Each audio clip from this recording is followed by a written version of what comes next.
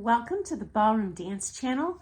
I'm your hostess, Sunny, and if you're new here, we are a worldwide community of ballroom dancers who meet here every day to talk all things ballroom dance.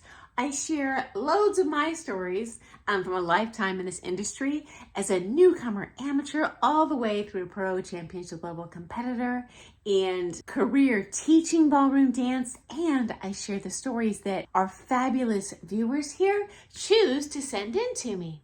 So I shared a video Friday covering some seedy situations I've seen in studios over the years where teachers accidentally or deliberately hold back their students from learning as fast as they can and becoming the best dancer that they can be.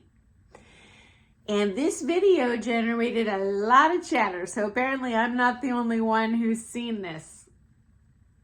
So, several of our friends here asked me if I've ever seen a Pro-Am competitor escape this vortex and become an amazing, successful dancer.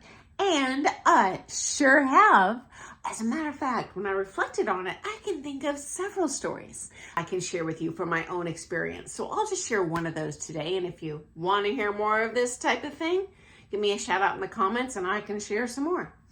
Okay, so there was a very long time Pro-Am competitor partnership.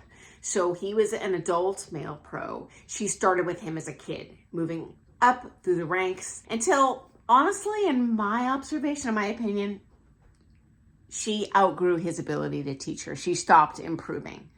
And so her parents were no dummies. They dumped a boatload of money into lessons with this guy, and it definitely paid off. She became a great dancer.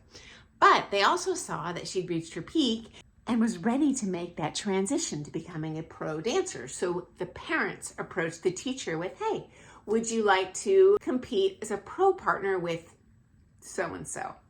He said no, and she has more to learn, blah, blah, blah, blah. Yeah, she does have a lot to learn from someone else. But anyway, he said no. And you know what? They smelled something was rotten in Denmark. So what they did was, instead of pouring all that money into this pro that was taking that poor family for a ride, they invested in a dance studio for her. So she scrapped him, turned pro on her own, did not have a pro partner at that time. It was like, you know what? I can do this. So they opened a little studio for her. They didn't build it from scratch, but a little rental place. And you know what? She had that passion for dancing that almost every teacher does. And she gave 110% and built a massive loyal clientele.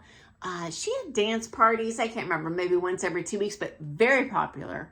Probably some of the most popular in her area. Stuffed that place.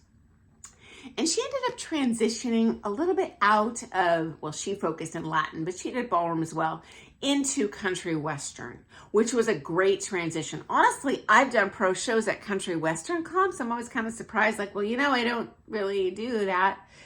But it's a less, I don't know how to say this, a little bit easier to do. And yeah, I've done Pro-Am and that where I've competed as the pro and done pretty darn good without any training. So it does tell me there's a lot of cross-pollination. Anyway, she ultimately did find a pro partner in that circuit, 2 partners throughout her career, and then competed in that country western circuit and ran this successful dance studio, ended up renting a much bigger space and then kind of doing a segue into event rentals and stuff because, you know, we do age out a little bit when we get older. Trust me. So yeah, and you know what the funniest thing is, guys?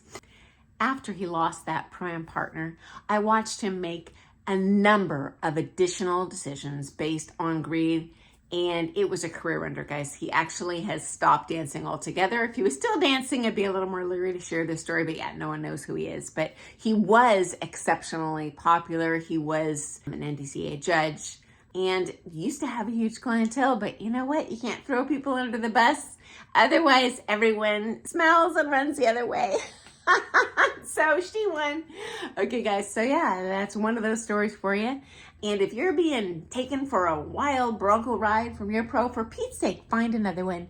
There are so many other teachers out there that would love to teach you. And you know what? Even if they're not maybe that skill level of that current pro you take from. If you're happier with them, if you can afford to dance with them long term, then hey, that is a win. Okay, guys, best of luck in your dancing this week, and I look forward to seeing you first thing tomorrow morning for some more things ballroom dance. Okay, guys, have an awesome day. Bye.